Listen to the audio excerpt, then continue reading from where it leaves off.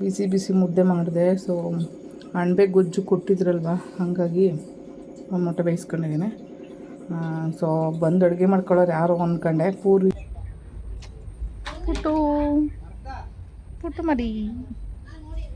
Actually ನಮ್ಮ ಕಡೆ ಸಿಗೋ ಅಣಬೆಲಿ ಈ ಥರ ಎಲ್ಲ ಅಷ್ಟೊಂದು ಹುಳ ಇರ್ತಿರ್ಲಿಲ್ಲ. ಬಟ್ ಈ ಅಣಬೆಲಂತೂ ಬುಡದಲ್ಲೆಲ್ಲ ಹುಳ ಇರ್ತಿತ್ತು. ನೋಡಿ ನೋಡಿ ಕ್ಲೀನ್ ಮಾಡಬೇಕಾಗಿರ್ತಿತ್ತು. ಸಾಕಾಗ್ಬಿಡ್ತು ನನಗಂತೂ. ಪಾಪ ಅವ್ರು ಹೆಂಗೆ ಕ್ಲೀನ್ ಮಾಡಿದ್ರು ಅಷ್ಟೊಂದು ಅಂತ ಅನ್ನಿಸ್ತು.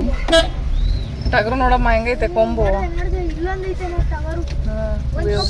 ಒಂದಲ್ಲ 3-4 ಟಗರ ಐತೆ ನೋಡ್ರಿ. ಎಲ್ಲ ನಾಯಿಗಳು ಹೆಂಗೆ ಖುಷಿ ಪಡ್ತಾವೆ. ಗುಂಡು ನೋಡಿ ನೋಡಿ, ಅದ್ಯಾವುದೋ ಗುಂಡ ಎದ್ರಕತ್ತ ಅದೇ ಗುಂಡು ನೋಡಿ. ಗುಂಡು ಗುಂಡ ಇದೆ. ಇದ್ರ ಹೆಸರು ಬ್ಯಾಂಬು, ಇದ್ರ ಹೆಸರು ಗುಂಡ.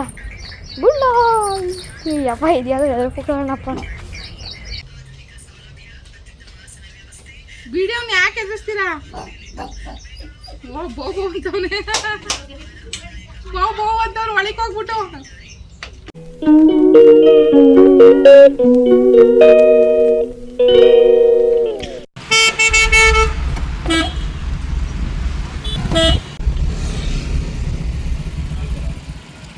ಅಂತ ಹೇಳ್ತಾರಲ್ಲ, ಅದು ಮಾಡ್ತಾರೆ. ಒಡೆ ಮಾಡ್ತಾರಲ್ಲ, ಒಳ್ಳೆ ಒಡೆ. ಕಹಿ ಇರುತ್ತಾ ಸೊಪ್ಪು? ಇಲ್ಲ ಇಲ್ಲ. ಹಾಂ, ಎಷ್ಟದು ಕಟ್ಟು? ಅಲ್ಲ ಕಟ್ಟೆಷ್ಟು? 100 ರೂಪಾಯಿ. 10 ಕೆಜಿ ಇಷ್ಟು ಬಂದಿದೆ ನೋಡಿ. ಹೆಂಗಿದೆ ಗುಡ್ಡೆ ರೇಟು? ಅವರು 200-250 ಹೇಳ್ತಾರೆ. ಅದೆಲ್ಲ ನಾನು ಮಾತುಕತೆ ಆಡಿ ತಗೊಳ್ತೀನಿ. ಹಾಂ ಓಕೆ. 5 ಗುಡ್ಡೆ ತಗೊಂಡ್ರೆ ಎಷ್ಟೋ ತೇವ ಹೋಗೈತಿದೆಲ್ಲ.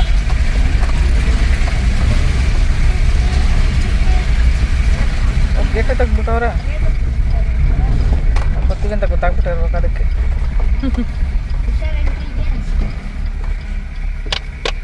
ನೋಡ್ಕೊಂಡು ಬನ್ನಿ.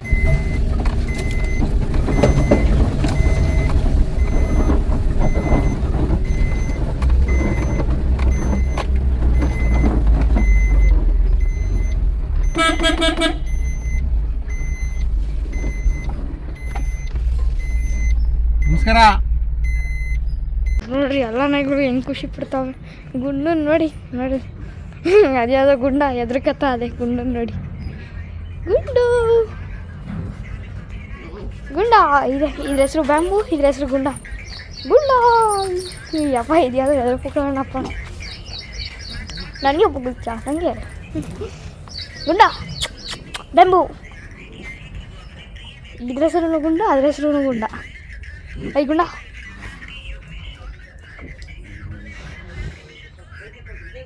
ಇದಕ್ಕಿನ್ನ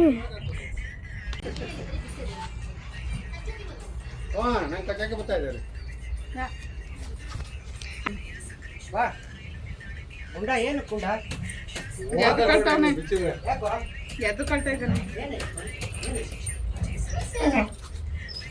ಇವನು ಯಾಕೆ ಹಿಂಗಾಡ್ತಾನೆ? ನಾ ಅಂಕಲ್ ನನ್ನ ಹತ್ರಕ್ಕೆ ಬಂದಿಲ್ಲ, ಅವ್ರ ಹತ್ರ ಆನೆ ಹತ್ರ ಹೋಗೈತೆ ಅಂತ. ನೀನ್ ಯಾಕೆ ಹಂಗಾಡ್ತೀಯ?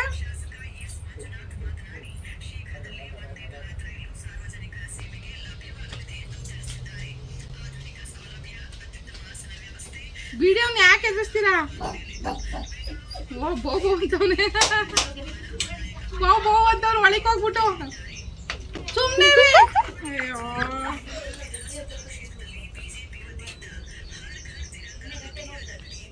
ಮಶ್ರೂಮ್ ಬಿಡ್ಸೋದೇನು ಕಷ್ಟ? ಎಷ್ಟೋ ಒಂದು ಮಶ್ರೂಮ್ ಇವೆ.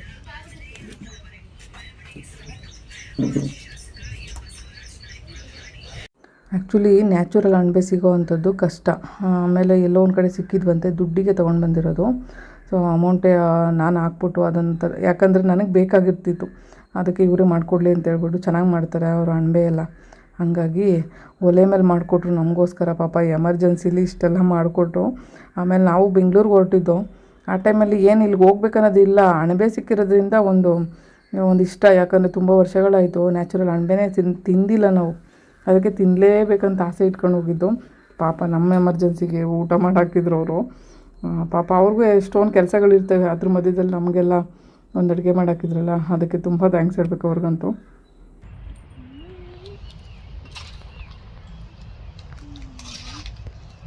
ರೂಢಿ ಆಯ್ತು ಅಡಿಗೆ ಮಾಡುವಾಗ ಒಟ್ಟಾರೆ ಮಾತಾಡ್ತೈತೆ.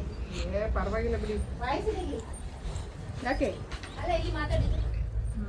ಆ್ಯಕ್ಚುಲಿ ನಮ್ಮ ಕಡೆ ಸಿಗೋ ಅಣಬೆಲಿ ಈ ಥರ ಎಲ್ಲ ಅಷ್ಟೊಂದು ಹುಳ ಇರ್ತಿರ್ಲಿಲ್ಲ. ಬಟ್ ಈ ಅಣಬೆಲಂತೂ ಬುಡದಲ್ಲೆಲ್ಲ ಹುಳ ಇರ್ತಿತ್ತು. ನೋಡಿ ನೋಡಿ ಕ್ಲೀನ್ ಮಾಡಬೇಕಾಗಿರ್ತಿತ್ತು. ಸಾಕಾಗ್ಬಿಡ್ತು ನನಗಂತೂ. ಪಾಪ ಅವ್ರು ಹೆಂಗೆ ಕ್ಲೀನ್ ಮಾಡಿದ್ರು ಅಷ್ಟೊಂದು ಅಂತ ಅನ್ನಿಸ್ತು. ಅದು ಮಣ್ಣಿಲ್ಲ ಕವಿತಾ ನಮಗೆ ಇಲ್ಲಿ ಸಿಗುತ್ತೆ ಅಲ್ಲ, ಅದರಲ್ಲಿ ಮಣ್ಣು ಇರೋದಿಲ್ಲ ಇಷ್ಟು ಚಂದ ನೀರಲ್ಲಿ. ಅಣಬೆಲು ಬಜ್ಜಿ ಮಾಡ್ತಾರೆ ಅಂತ ಗೊತ್ತಾಗಿದೆ ಇವರಿಂದ. ಎಷ್ಟು ಚೆನ್ನಾಗಿತ್ತು ಅಂದರೆ ಟೇಸ್ಟ್ ಸಕ್ಕತ್ತಾಗಿತ್ತು. ಅದಕ್ಕೆ ಜೀರಿಗೆ ಏನೇನೋ ಹಾಕ್ಬಿಟ್ಟು ಮಾಡಿದರು.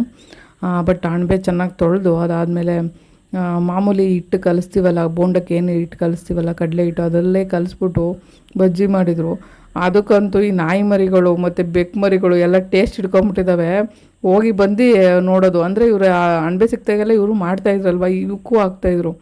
ಟೇಸ್ಟು ಚೆನ್ನಾಗಿ ಹಿಡ್ಕೊಂಬಿಟ್ಟಿದ್ದಾವೆ. ಬೇಕು ಬೇಕು ಅಂತ ಹೇಳ್ಬಿಟ್ಟು ನೋಡ್ಕೊಂಡು ಕೂತಿದ್ದಾವೆ ನೋಡಿ.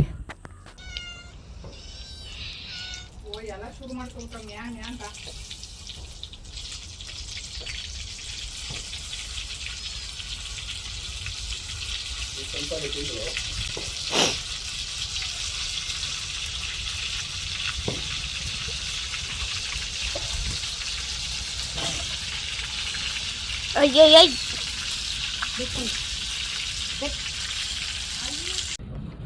ಒಂದೇ ಪೀಸ್ ಕೊಡಿ, ಮನುಷ್ಯರಿಗೂ ಬೇಕಲ್ಲ, ಇಲ್ಲಿ ಬೇರೆ ಇಲ್ಲಲ್ಲ ಅಲ್ಲಿ.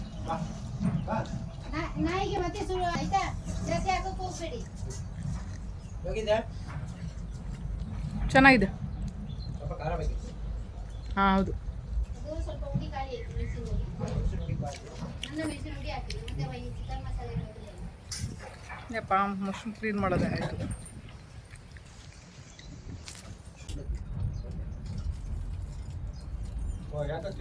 ನಿಮ್ಗೆ ಇಬ್ಬರಿಗೆ ಬಡಿಸಲ್ಲ? ಎಲ್ಲಿ ಹಾಕಿದೆ ಅಲ್ಲಿ ಎಲ್ಲ ಇರ್ಬೋದು. ವೀಲ್ ಚೇರ್, ನಮ್ಮ ಮಸಾಜ್ ಚೇರ್ ಅಂತ. ಪುಟ್ಟು ಪುಟ್ಟು ಮರಿ. ಈ ಗಾಡಿಯಿಂದ ತೆಗ್ದದೌದಲ್ಲ.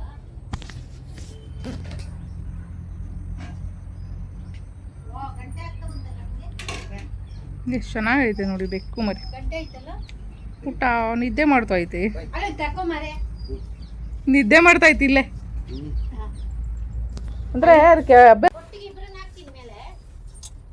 ಅವರ ಇಷ್ಟಪಟ್ಟ. ಈ ತೋಟಗಳಲ್ಲಿ ಬದುಕೋರ ಲೈಫೇ ಬೇರೆ ಥರ ಇರುತ್ತೆ. ತುಂಬ ಹಳ್ಳಿ ಜೀವನ. ಯಾವ ಮಟ್ಟಿಗೆ ಅಂದರೆ ಏನಿಲ್ಲ ಅಂದರೂ ಬದುಕ್ಬೋದಪ್ಪ ಒಂದಿನ 2 ದಿನ ಅನ್ನೋ ಥರ. ಅಲ್ಲಿ ಬಡತನ ಇದ್ದರೂ ಬದುಕುವಂಥ ಒಂದು ನೆಮ್ಮದಿ ಇರುತ್ತೆ. ಆ್ಯಕ್ಚುಲಿ ಈ ಸಿಟಿ ಲೈಫಲ್ಲಿ ಹಂಗಲ್ಲ. ಜೀವನನೇ ಒಂಥರ ವಿಚಿತ್ರ ಅಂತ ಹೇಳ್ಬೋದು.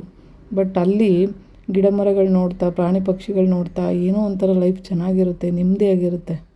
ಸೊ ಈ ಲೈಫೆಲ್ಲ ನೋಡಬೇಕಾದ್ರೆ ಇನ್ನೇನು ವಯಸ್ಸಾಗ್ತಾ ಆಗ್ತಾ ನಮಗೂ ಒಂದು ತೋಟದ ಮನೇಲಿ ಒಂದು ಜಾಗ ಇರಬೇಕು, ಒಂದು ತೋಟದಲ್ಲಿ ಗಿಡ ಮರಗಳಿರಬೇಕು, ಅದನ್ನು ನೋಡ್ಕೊಂಡು ಜೀವನ ಮಾಡಬೇಕು ಅನ್ನೋ ಒಂದು ಸ್ಥಿತಿಗೆ ತಲುಪಿಬಿಡ್ತೀವಿ. ಅದರಲ್ಲೂ ಪ್ರಾಣಿಗಳ ಜೊತೆಗೆ ಇರಬೇಕು ಅಂತ ಅನಿಸುತ್ತೆ. ಯಾಕಂದರೆ ನಿಯತ್ತಿನ ಪ್ರಾಣಿಗಳು ಯಾವತ್ತೂ ಮನುಷ್ಯನಿಗೆ ದ್ರೋಹ ಮಾಡಲ್ಲ, ಮನಸ್ಸಿಗೆ ನೋವು ಮಾಡಲ್ಲ, ಏನೂ ಇಲ್ಲ. ನಮಗೇನಾದರೂ ಪ್ರಾಣಕ್ಕೆ ಕುತ್ತು ಬಂತು ಅಂದರೂ ಕೂಡ ಅವು ಪ್ರಾಣನ ಕೊಡೋ ಅಷ್ಟು ಲೆವೆಲಿಗೆ ಇರ್ತವೆ. ಎಷ್ಟೋ ಸಾರಿ ಪ್ರಾಣಿಗಳೇ ಪ್ರಾಣನ ಕೊಟ್ಬಿಡ್ತವೆ ನಮಗೋಸ್ಕರ.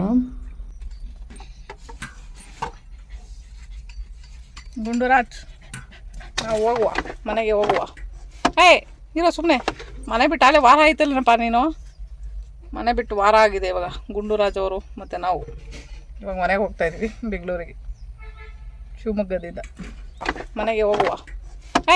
ಇರೋ ಸುಮ್ಮನೆ ಮನೆ ಬಿಟ್ಟು ಅಲ್ಲೇ ವಾರ ಆಯ್ತಲ್ಲನಪ್ಪ ನೀನು. ಮನೆ ಬಿಟ್ಟು ವಾರ ಆಗಿದೆ ಇವಾಗ. ಗುಂಡುರಾಜ್ ಅವರು ಮತ್ತು ನಾವು ಇವಾಗ ಮನೆಗೆ ಹೋಗ್ತಾಯಿದ್ವಿ ಬೆಂಗಳೂರಿಗೆ, ಶಿವಮೊಗ್ಗದಿಂದ. ಓಡ್ಬಿಟ್ರು ಇಬ್ರು. ಬತ್ತವನೆ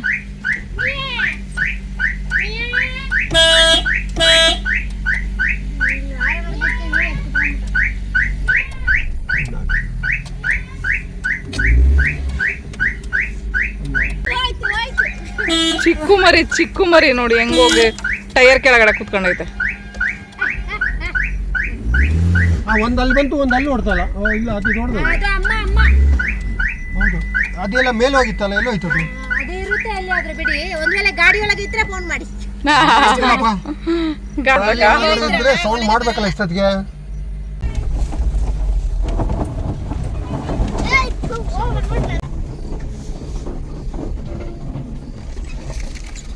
ಊರಿಗೆ ಹೊರಟಿದ್ದೇವೆ. ಹಾಂ ಸೀದಾ ನಿಮ್ಮೂರಿಗೆ. ಹಾಂ ಹೌದು. ಈಗ ಮೈಸೂರು ಬೆಂಗಳೂರಲ್ಲಿ ನೀವು ಬೆಂಗಳೂರಲ್ಲ? ಬೆಂಗಳೂರು ನಾವಿರೋದು, ಮೈಸೂರಲ್ಲ ಬೆಂಗಳೂರು. ಅಂದ್ರೆ ನೀವು ಓದ್ತೀಯ ಟ್ರಾಫಿಕ್ ಕಡಿಮೆ ಆಗುತ್ತಲ್ಲ ಆ ಕಡೆ. ಸಾಯಂಕಾಲ ಏನು ಕಮ್ಮಿ ಇರಲ್ಲ, ಅಲ್ಲ ಆದ್ರೆ ನೀವು ಈಗ 9 ಗಂಟೆ ಮೇಲೆ ಆಗುತ್ತಾನೆ. ಆಗುತ್ತೆ ಆಗುತ್ತೆ. ಅದೇ ಅಷ್ಟೊತ್ತಿಗೆ ಎಷ್ಟು ಅವಾಯ್ಡ್ 9:30 ಆದ್ರೆ ಪರವಾಗಿಲ್ಲ. ಅವಾಯ್ಡ್ ಆಗುತ್ತೆ. ಊಟ ಆಯ್ತಾ? ಊಟ ಬೆಳಿಗ್ಗೆ ಸ್ವಲ್ಪ ಲೇಟ್ ಆಗಿ ಇಲ್ಲೆಲ್ಲ ಸಿಕ್ಕಾಪಟ್ಟೆ ಸೊಳ್ಳೆ ಅಲ್ಲ. ಭಾರಿ ದನಾನೇ ನಿಲ್ತಾ ಇಲ್ಲ. ಇಲ್ಲಲ್ಲ, ಅವ್ರು ಕಚ್ತಾನೆ ಇರ್ತವೆ. ಅದೇ ಅದೇ. ಹಾಂ ಸರಿ ಬರ್ತೀವಿ. Okay okay. ಹೌದು ಎದ್ಕೊಂಬಿಡ್ತು.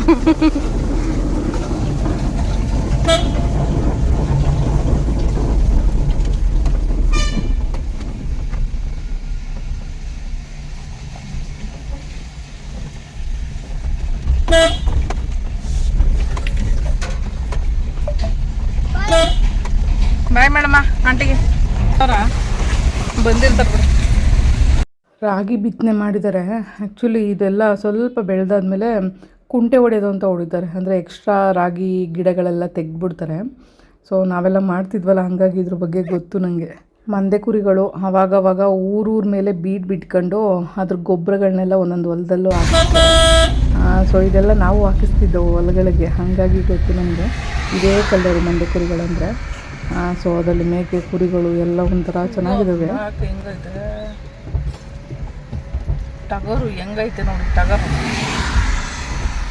ಕೊಂಬೆ ಹೆಂಗೈತೆ ಟಗರು.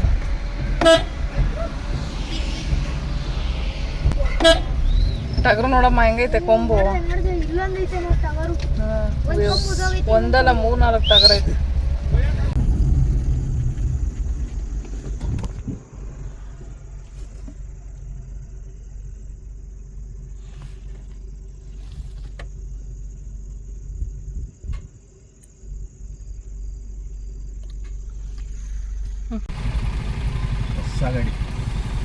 ಹೊಸ ಗಾಡಿ ಆಟೋ ಪೂರ್ತಿ ಹಂಗೆ ಬೀಳ್ತಲ್ಲ. ಅದು ಹೆಂಗೆ ದಬ್ಬಾಗ ಹೋಗ್ಬಿಡ್ತು? ಯಾವ ಕಡೆಯಿಂದ ಬಂದ್ರು ಅವ್ರು? ಆ ಕಡೆಯಿಂದನಾ?